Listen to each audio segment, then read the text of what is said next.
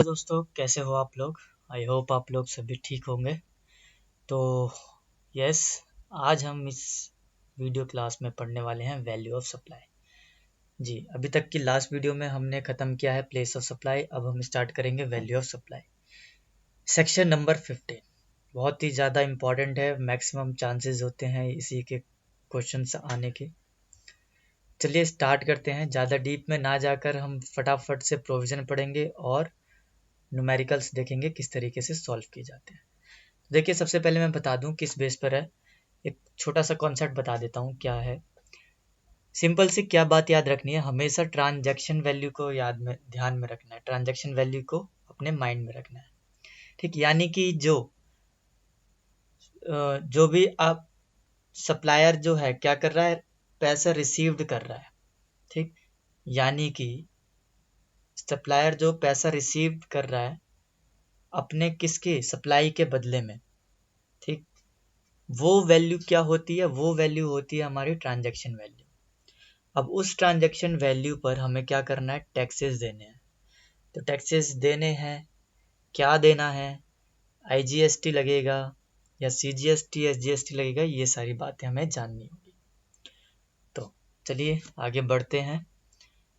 तो मैं कॉमन सा एक एग्जांपल है यहाँ पर, जनरल सा, कि क्या कभी भी जो वैल्यू है, यानी कि इनवॉइस से ज़्यादा की वैल्यू नहीं होनी चाहिए। इनवॉइस जितना है उससे ज़्यादा वैल्यू नहीं होनी चाहिए। अगर उससे ज़्यादा की वैल्यू हो रही है और आप पे कर रहे हो तो ये कुछ गड़बड़ है इसमें। ठीक, तो ये आपको बात ध्यान में रखनी है। इनवॉइस प्राइस से ज़्यादा की कोई भी इनवॉइस नहीं होना चाहिए, उतना आपको पे नहीं करना होगा। चलिए क्वेश्चन देखते हैं क्या है। Mister A goes to a shop of mister B. Mister A है जो कि दुकान पर जाते हैं, परचेज करते हैं एक टेलीविज़न एंड पे करते हैं अमाउंट कितना, 50,000 एज कंसिडरेशन फॉर 52 इंचेस के लिए प्लस जीएसटी। ठीक, where the MRP product, MRP कितना है, 65,000 है। डिस्काउंट ऑफर्ड कर दिया उन्होंने 15,000 का as per the 15,1। This valuation will be as per transaction value basis. तो ट्रांजैक्शन वैल्यू देखिए यहाँ पर एप्लीकेबल भी सीजीएसटी जीएसटी कर दिया है, सब कुछ बता रखा है। तो सिंपल सा है, कुछ भी नहीं करना है। लेवी ऑफ टैक्सेशन किस पर होता है, अपना ट्रांजैक्शन वैल्यू पर। ट्रांजैक्शन वैल्यू कितनी है, जितना उसने पे किया है। इट मीन 50,000 पे किया, 50,000 पे आपको क्या करना है, जीएसटी पे करना है। ठीक, तो 14% दोनों लग जाएगा। आपके पास इनवॉइस वैल्यू आ जाएगी कितनी, 64,000। एमआरपी कितनी थी, 65,000। कोई मतलब नहीं है उससे, एमआरपी से ज़्यादा का नहीं होना चाहिए, भले ही उससे कम हो जाए। तो ये आपको बात ध्यान में रखनी है। और द पर्सन क्या होना चाहिए, रिलेटेड पर्सन होना चाहिए। रिलेटेड पर्सन की डेफिनेशंस क्या होती हैं ये हम देख लेंगे आगे। तो इस चार्ट में कुछ नहीं है ज़्यादा, वैसे ही बता रखा है जो मैंने आपको ऊपर बताया। तो आगे नेक्स्ट बढ़ते हैं हम। देखिए, ये है हमारा सबसे इम्पोर्टेंट पार्ट। क्या, रूल नंबर 27 क्या कहता है, value of supply of goods और services where the consideration is not wholly in money. यानी कि कहने का मतलब क्या है कि ऊपर वाले कॉन्सेप्ट में हमने क्या देखा कि पूरे पैसे पे कर दिए हैं, बट यहाँ पर क्या है, होली नॉट इन मनी है। पूरे पैसे मतलब उन्होंने पैसे नहीं दिए हैं, मतलब इन द फॉर्म ऑफ मनी नहीं दिया है, कहने का मतलब ये है। तो किस वजह से, क्या है रीजन, मतलब रीजन क्या है, किस तरीके से दिया होगा उन्होंने, फिर क्या पे किया होगा, मनी नहीं पे किया। तो open market value of such supply या फिर sum total of consideration equal to money if such amount is known at the time of supply provided not applicable. The value of supply of like kind and quality if A and B not applicable. A and B की बात हो रही है। देखिए क्या कह रहा है कि ओपन मार्केट वैल्यू ले लो या सम टोटल ऑफ कंसिडरेशन ले लो equal to money if such amount is known at the time of supply, अगर मालूम है तो। ठीक, अब नॉट एप्लीकेबल कब होगा, नॉट एप्लीकेबल है, यहाँ पर ए एप्लीकेबल नहीं होगा। अब क्या कह रहा है कि द वैल्यू ऑफ सप्लाई क्या ले लो, लाइक जहाँ पर ए और बी क्या हो, एप्लीकेबल ना हो। अब क्या कह रहा है कि based on the cost of per rule as per rule 30 और based on residual method as per rule 31 in that order provided A to C not applicable. तो इस केस में आपको क्या लेना होगा, ये लेना होगा। तो देखिए हर किसी के लिए बताया गया है क्या, 15 सबसेक्शन 2 है जैसे क्लॉज है, एनी टैक्सेस, कोई भी टैक्सेस हो अदर देन जीएसटी, जीएसटी को छोड़कर, ड्यूटीज हो गया, सेस हो गया, फीस एंड चार्जेस, ये ऐड कर देना है, किसे add, if not included in the above, यानी कि अबव बोले तो क्या, ट्रांजैक्शन वैल्यू में अगर ऐड नहीं है तो क्या करना होगा आपको, ये ऐड करना होगा। ठीक है, फिर 15 सबसेक्शन ये क्लॉज बी की बात हो रही है, क्या, supplies made by the recipient on behalf of supplier. ठीक, फिर उसके बाद यहाँ पर कमीशन एंड पैकिंग और इंसिडेंटल एक्सपेंसेस जो हैं वो सब ऐड करने की बात हो रही है, सब कुछ ऐड हो जाएगा। इंटरेस्ट लेट फी और पेनल्टी डिलेड पेमेंट, फिर सब्सिडी डायरेक्टली लिंक दिस, ये लेस कर देना है, इंक्लूडेड इन दी अबव, अगर कुछ इंक्लूडेड है इन ऊपर वालों में से तो क्या क्या करना है हमें, माइनस, डिस्काउंट माइनस कर देना, ये बात आपको ध्यान में रखनी है। ठीक है, तो आई होप आप लोगों को समझ में आ गया होगा। ये क्या कर देना है हमें, सब कुछ ऐड करके सिर्फ डिस्काउंट को माइनस कर देना, आपके पास ट्रांजैक्शन वैल्यू आ जाएगी। ये इम्पॉर्टेंट है, आपको ध्यान में रखनी है ये बात, इसको कम से कम 5-6 बार आप एक बार पढ़ लीजिए, इनको 5-6 बार, सब समझ में आ जाएगा। तो देखिए, जैसे मैंने बताया आपको, person shall be deem to be related person किस केस में मान लिया जाएगा, if such person are officers or directors हैं ऑन वन अनदर बिजनेस, एक दूसरे के, और such person are legally recognized and partner in business, या फिर such person are employer and employee हैं, और any person directly or indirectly owns, control or hold 25% or more of the outstanding voting stocks रखते हैं वो, तो ये भी बात आपको ध्यान रखनी है। One of them directly indirectly controls the other, both of them directly or indirectly controlled by third person, together they directly or indirectly control a third person, तो ये इससे रिलेटेड यानी कि डीम्ड पर्सन मान लिया जाएगा। ठीक है, तो एक बार पढ़ेंगे आपको याद हो जाएगा ये, और यहाँ पर थ्योरी भी आ सकती है इस रिलेटेड पर्सन से रिगार्डिंग, तो आपको ये पढ़ना होगा, एक बार पढ़ लेंगे बस 2 मिनट में याद हो जाएगा। चलिए आगे बढ़ते हैं 15(1) पे। The price is sole consideration है, जो सबसे टॉप पे ही हमने पढ़ लिया था, अगर सोल कंसिडरेशन होता है तो क्या करते हैं। Sole consideration means paying GST on such consideration there is no revenue loss to the department. Value of supply of goods and और सर्विस शैल बी, क्या लेंगे, ट्रांजैक्शन वैल्यू लेंगे, that is the price actually paid और payable for the said supply of goods and services, where the supplier and the recipient of the supply are not related, नहीं होने चाहिए, and the person is sole consideration for the supply। ठीक, sole consideration होना चाहिए supply के लिए, और transaction value ही क्या होगी हमारी, वैल्यू ऑफ सप्लाई मानी जाएगी। और ट्रांजैक्शन वैल्यू हमने देख लिया किस तरीके से उस चार्ट में निकाला गया है। 15(2) पे आते हैं, पेमेंट ऑफ टैक्सेस ड्यूटीज, तो हमने ये क्या किया, अगर ये इंक्लूडेड नहीं है तो इनको इंक्लूड करना होगा। ठीक है, अदर देन जीएसटी की बात कर रहे हैं, अभी पढ़ा था ना चार्ट पे। तो एग्जांपल देख लेते हैं, admission to true theatre is 90 rupees per ticket for a Tamil movie as well as for Hindi movie plus entertainment tax 10% on Tamil movie and 20% other languages. In the month of November, True Theatre sold 2000 tickets of Tamil and 1500 tickets of Hindi movie. Find the taxable supply of service, applicable rate of GST 18% and 28%. तो देखिए क्या कहता है answer, solution देखते हैं हम इसका। Statement showing the value of taxable supply of service and GST liability. Value of taxable service, पहले तो वैल्यू निकाल लिया, देखिए 90 रुपीज है, क्या करना हमें 90 रुपीज, और फिर क्या है 10% एंटरटेनमेंट टैक्स है, तो 90 प्लस 10% कितना हो गया, 90 में प्लस कर दो आप क्या 90, कैलकुलेटर पे आप क्या करोगे 90 करोगे फिर प्लस करोगे 10%, तो 99 आ जाएगा। तो 99 मल्टीप्लाई 2000, क्योंकि उसने 2000 की सेल की है टिकट, तो आपके पास आ गया 1,98,000। फिर इसी तरीके से आप क्या कर दोगे 90 कर दोगे प्लस 20% कर दोगे तो 108 आ जाएगा, और 1500 इसकी टिकट सोल्ड की है तो इसे मल्टीप्लाई करके आपके पास वैल्यू आ जाएगी। ठीक है, ये आ गया मेरे पास transaction value.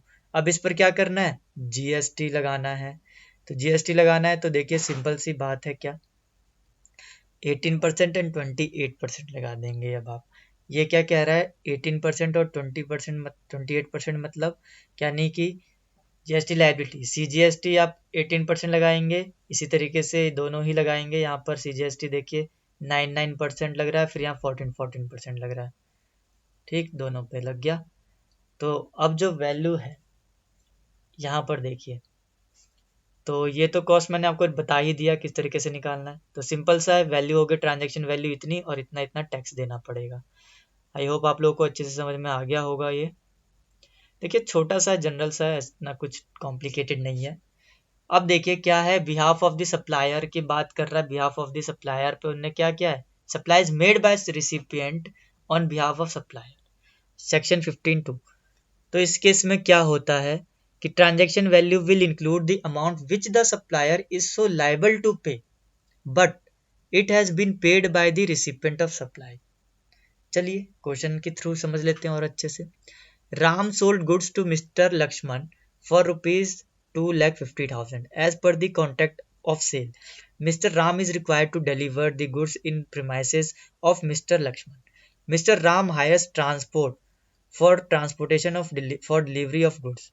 However, the freight paid by Mr. Lakhan to transporter, freight paid किया 2,500. Find the transaction value of supply of the goods. तो देखिए सबसे पहले तो राम ने क्या किया, लक्ष्मण को क्या किया है, सोल्ड किए हैं गुड्स कितने के, 2,50,000 के। चलिए value of supply of goods कितनी आ गई, 2,50,000 प्लस उन्होंने क्या दिया, फ्रेट दिया है, प्लस फ्रेट हमें ऐड करना होगा। ठीक है, अब क्या ट्रांजेक्शन वैल्यू, यानी कि अब देखें हम, हमारे पास टैक्सेबल वैल्यू फॉर सप्लाई कितना आ गया, 2,52,500। बस सिंपल सा था ये। क्या निकालना था हमें, find the transaction value. Transaction value आ गई, अब इस पर आप टैक्स दे देंगे जो कि पूछा नहीं है। तो बहुत ही इजी है ये, इस तरीके से एक एक दोनों नंबर के आ जाते हैं। नेक्स्ट देखिए, TCS would not be includable in the value of supply under GST.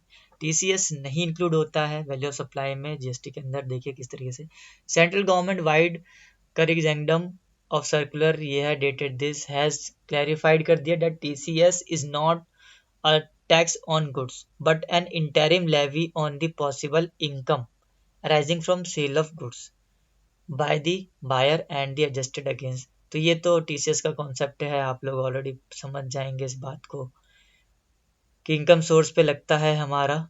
ठीक, बस ये बात आपको ध्यान रखनी है। ओहो ये क्या हो गया, चलिए न्यूमेरिकल देख लेते हैं जरा इसका एक। What is the correct valuation methodology for ascertainment of GST? Ascertainment of GST। हाँ जी, तो for ascertainment of GST on tax collected at source under the provision of income tax। तो इसका प्रोविजन बता देना है, कुछ नहीं है, क्या है, section 52 act specified that the value of supply shall be any taxes duties fees charges levied under this any lot being time. ठीक है, ये है इसका लॉ, थोड़ा सा पढ़ लेना इसको और हो जाएगा, सिंपल सा है, कुछ नहीं है। चलिए क्वेश्चन पे देखते हैं। Motor vehicle worth rupees 20 lakh is sold by Mrs. Sundar Private Limited to a customer in retail market for which 5 lakh has been paid in cash and balance amount by way of check। चलिए ये आ गया, यानी कि whole amount हमने क्या की है, in form of money में पे नहीं की है। तो किस तरीके से क्या करना है हमें, TCS under section this applicable होगा इन गिवन केस, और who is required to collected TCS, TCS की बात कर रहा है ये सब चीज। चलिए आते हैं देखते हैं, टीसीएस रेट भी दे रखा है कितना, 1% और GST 28%। Yes TCS is applicable in given case under section 206C। The seller has to collect TCS at the rate of 1% from purchaser while selling the specified items or service beyond specified limit। In the given case में से सुंदर private limited must collect TCS, क्योंकि वो cell कर रहा है, ये बात ध्यान रखना। तो टीसीएस, एक बात देखिए यहाँ पर, चलिए दोबारा से हम क्वेश्चन को देखते हैं।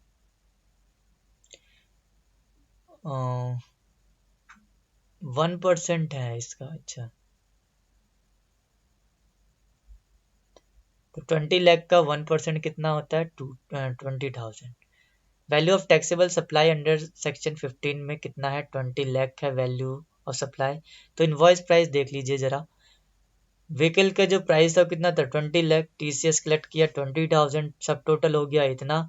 इस पर हमने पेड कर दिया 28% का जीएसटी। जीएसटी किस पर, ट्रांजैक्शन वैल्यू पर, नॉट इंक्लूडेड द इनकम, ये आपका इंक्लूड नहीं होगा। ठीक। ट्रांजेक्शन वैल्यू हम क्या लेंगे, 20 लाख लेंगे। ये बात आपको ध्यान रखनी है। इनवॉइस प्राइस हमारा फिर सब टोटल करके आ जाए। चलिए आगे बढ़ते हैं। नेक्स्ट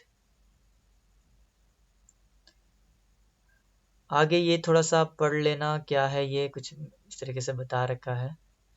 ओ एम करके क्या है, डाइज के बारे में बताया गया है। डाइज कंपोनेंट्स के बारे में बताया गया कि मैन्युफैक्चरर सप्लाई कर दिया है तो इसको सप्लाई मानेंगे या नहीं मानेंगे।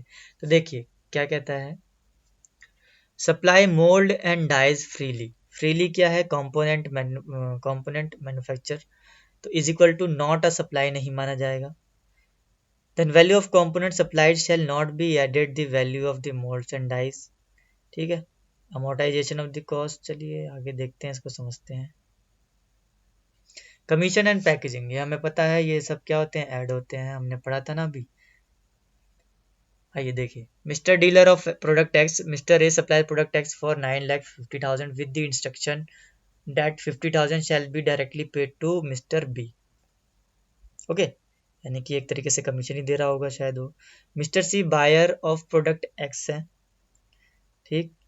अब देखिए क्या होता है, mister B procures order from the mister C for supply of product X is equal to 10 lakh. तो इन्होंने क्या किया, mister B the agent of mister A हैं।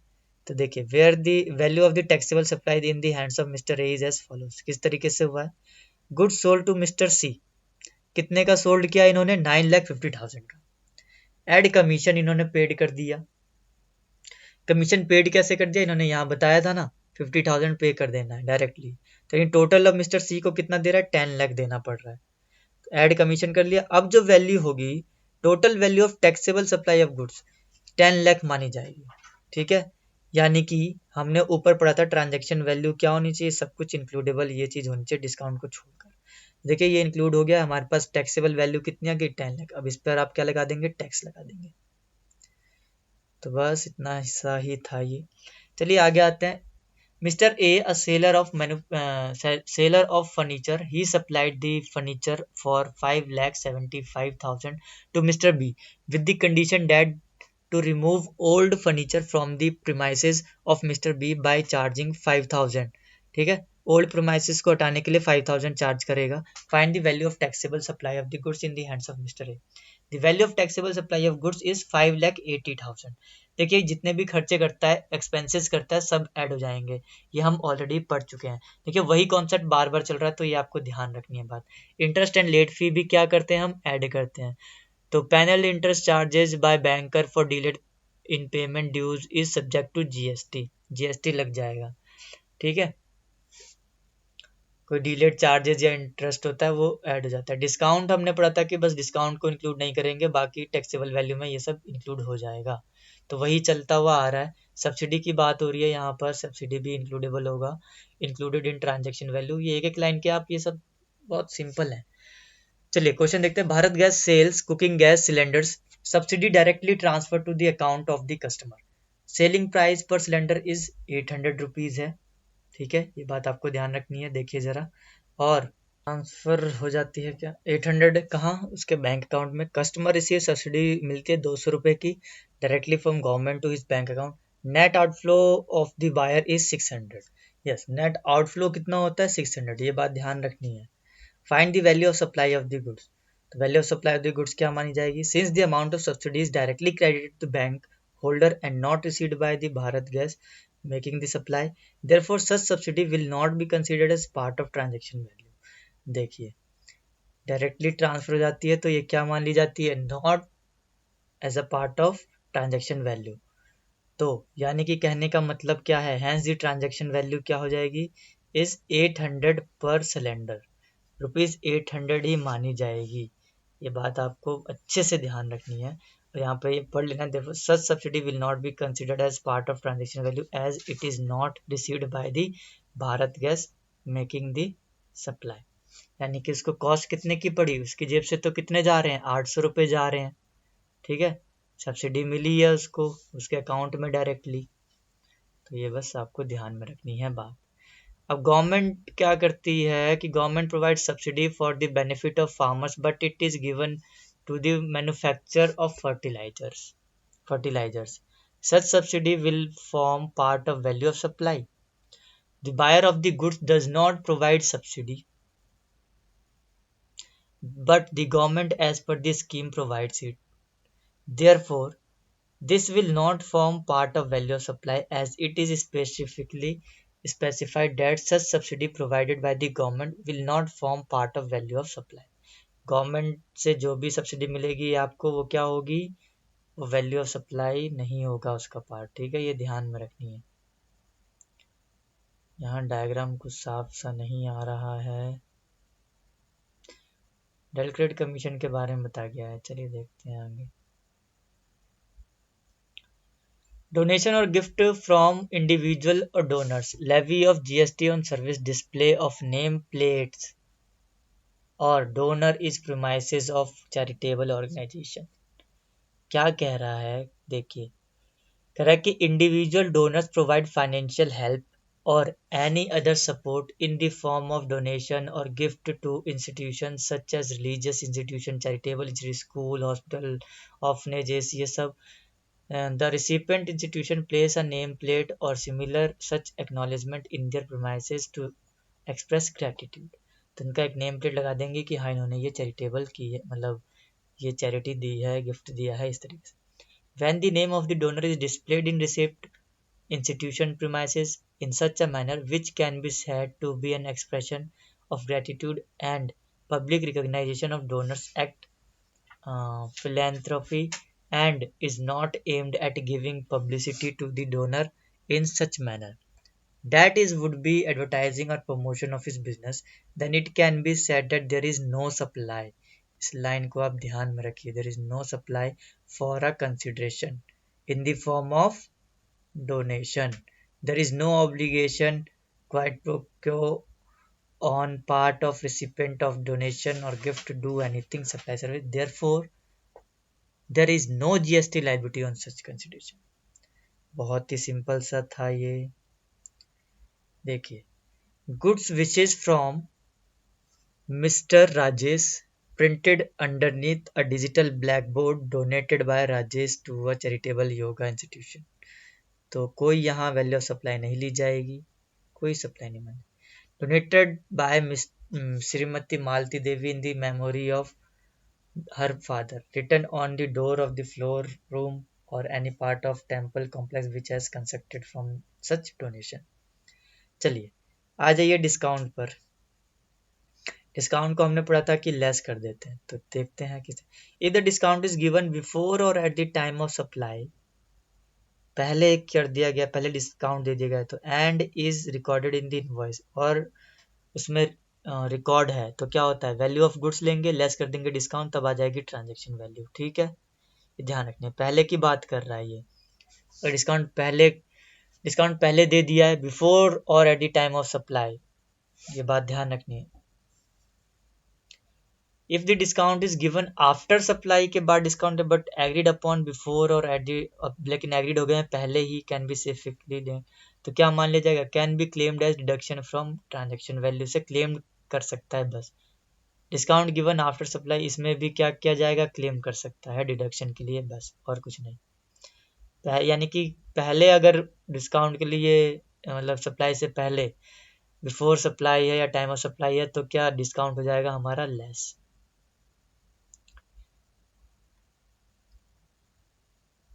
कैशबैक ऑफर्स पढ़ लेते हैं एक बार। Cashback offers provided by supplier of goods, yes और नो दे रखा है। Cashback duly recorded in the invoice, yes तो allowed deduction from sale value, नहीं तो नहीं अलाउ होगा, बस इतनी सी बात। Mrs. Ashok Enterprises sell mineral water bottles with MRP 20 rupees per bottle. However, the customer availing discount of ₹4 per bottle in the month of January 2020, Mrs. Ashok Enterprises sold 2000 bottles. Applicable rate of GST 18%. Find the tax liability। तो देखिए यहाँ per transaction value सबसे पहले निकालनी होगी, कितनी bottles उसने बेच दी हैं और कितने का डिस्काउंट दिया है। तो देखिए ट्रांजेक्शन वैल्यू किस तरीके से निकालेंगे आप, सबसे पहले उसने डिस्काउंट दे दिया है कितने का, ₹4 का।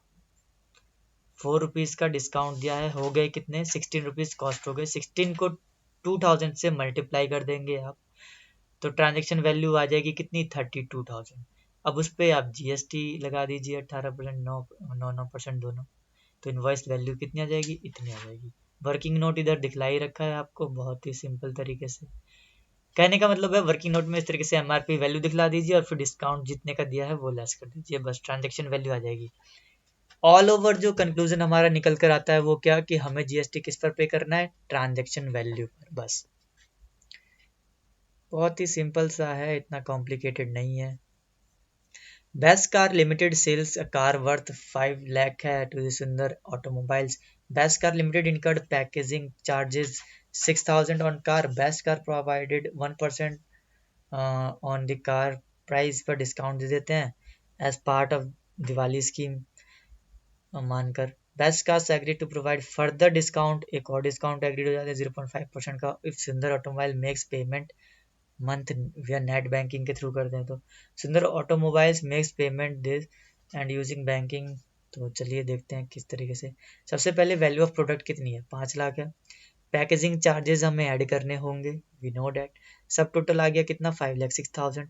डिस्काउंट देखिए, पहले कार उसने डिलीवर करने से पहले ही क्या किया है, डिस्काउंट दे दिया है 1% का। तो ध्यान रखनी है बात आपको क्या, कि वैल्यू पर आप डिस्काउंट दे रहे हैं, 5 लाख पर डिस्काउंट दे रहे हैं, यहाँ इस पर नहीं डिस्काउंट देंगे, ठीक है।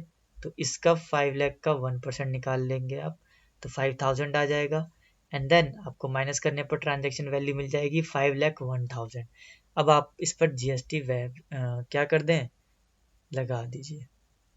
फर्दर डिस्काउंट की बात कर रहा, वो उसने अमाउंट में दे दी होगी लास्ट में, देखिए किस तरीके से। अब for this best car will issue credit note सुंदर ऑटोमोबाइल्स 2500 का। किस तरीके से, यहाँ पर इन्होंने क्या किया है, 5 लाख इज इक्वल टू इन्होंने निकाल लिया है 0.5% इंक्लूडिंग जीएसटी, इस तरीके से करके, ठीक। तो कितना आ गया 2500 का, इंक्लूडिंग जीएसटी इन्होंने कर दिया है। इंक्लूडिंग जीएसटी आप निकाल लेंगे अच्छे से। चलिए आगे बढ़ते हैं।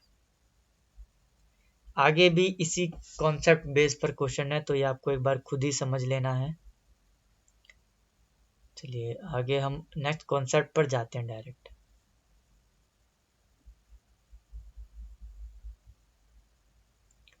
चलिए एक जॉब वर्कर का केस आ रहा है, जरा यहाँ देख लेते हैं किस तरीके से। Asha limited supplies raw material to a job worker. Raw material जो है वो सप्लाई करती है जॉब वर्कर को। After completing the job work the finish product of 5,000 packets are return. 5,000 जो पैकेट्स है रिटर्न कर देते हैं आशा लिमिटेड को। पुटिंग द रिटेल प्राइस इसका 20 rupees on each packet. The product in the packet is covered MRP provision. Determine the transaction value in the hands of Kareena limited under the GST. सबसे पहले cost of raw material supplied निकाल लेंगे हम। किस तरीके से, यहाँ पर देखिए क्या दे रखा है, सॉरी ये इन्फॉर्मेशन सबकी दे रखी है। क्या कॉस्ट ऑफ रॉ मटेरियल जो सप्लाई किया है वो 30,000 का क्या है, job worker charges including profit 10,000, transportation charges, ये सारे चार्जेस लगा दिए उन्होंने। फीस दी है टेक्नोलॉजी ट्रांसफर फीस 22,500। फिर क्या किया इन्होंने, note Kareena limited offer discount दे दिया है 2,000 का। चलिए अब हम इनको सॉल्व करते हैं। तो क्वेश्चन माइंड में रखना है कि उसने क्या किया है, 20 पैकेट जो उसने कुछ वापस भी किया है, ये बात आपको ध्यान में रखनी है। तो cash cost of raw material supplied, कितने का सप्लाइड किया है, एग्जेम्प्टेड सप्लाई है, यानी कॉस्ट ऑफ रॉ मटेरियल वो क्या है, एग्जेम्प्टेड सप्लाई है। रॉ मटेरियल की बात कर रहे हैं, सप्लाइड करता है तो क्या होता है, वो एग्जेम्प्ट होता है। Job workers charges including profit 10,000, यहाँ पे सेंडिंग रॉ मटेरियल जो भेज रहे हैं वो भी एग्जेम्प्ट सप्लाई है। ट्रांसपोर्टेशन चार्जेस ऐड हो जाएगा, यानी कि एक्सपेंसेस जितने भी हमारे खर्चे हैं वो सारे क्या हो रहे हैं, ऐड हो रहे हैं। लेस हो रहा है डिस्काउंट, तो लेस तो ऑब्वियसली डिस्काउंट करना ही था। तो हमारे पास ट्रांजेक्शन वैल्यू कितनी आ गई, 35,000।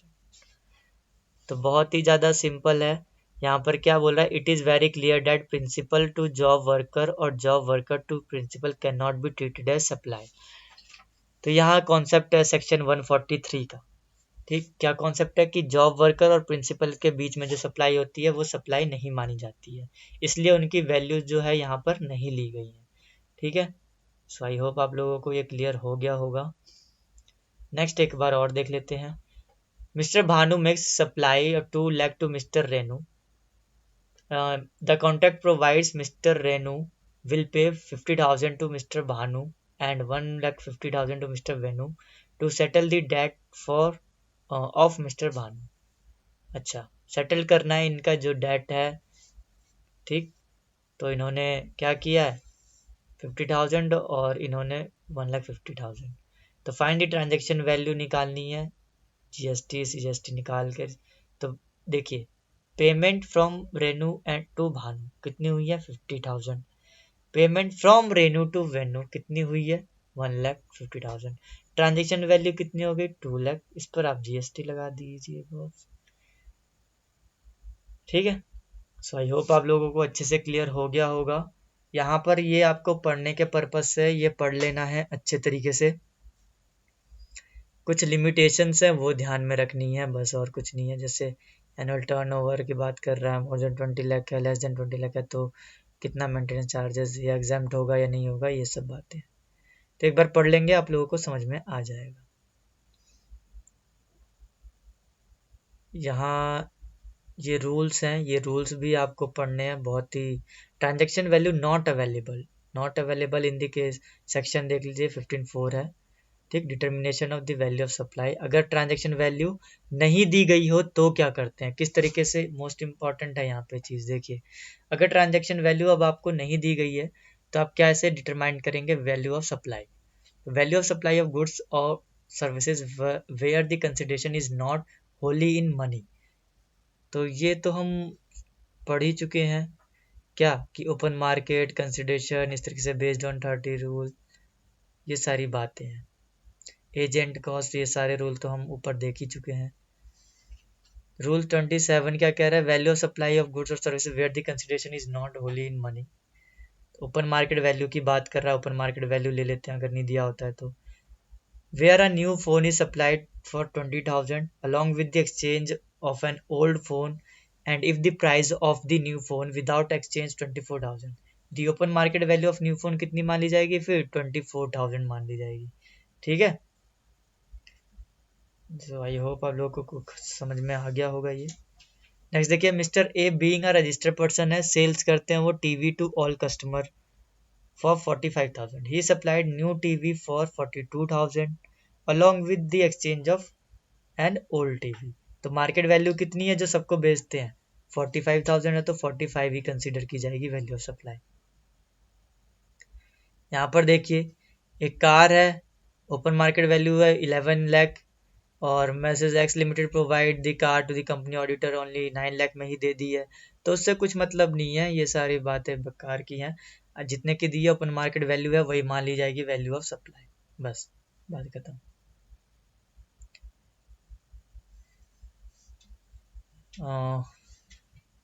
नेक्स्ट देखिए, Mrs. X Limited is a supplier of security services, provided such services to Mrs. Y.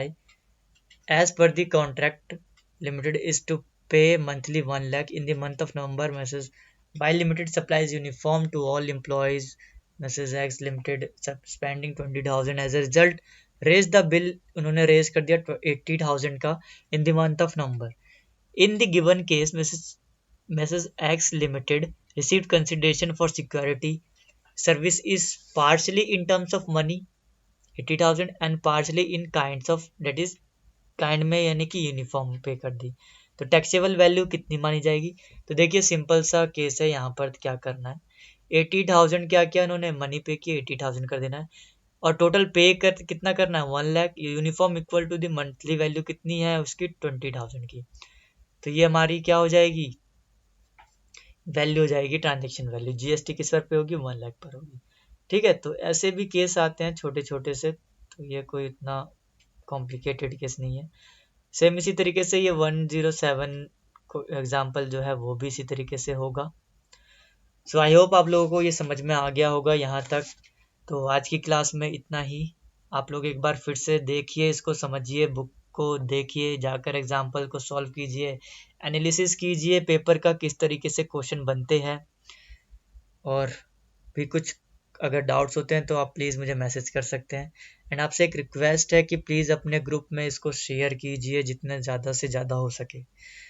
And subscribe कीजिए मेरे इस चैनल को और बेल आइकन को भी प्रेस कीजिए, जिससे कि नई वीडियो की अपडेट और नोटिफिकेशन आपको मिलती रहे। So thank you so much guys, and thank you so much for your support. Happy learning and all the best.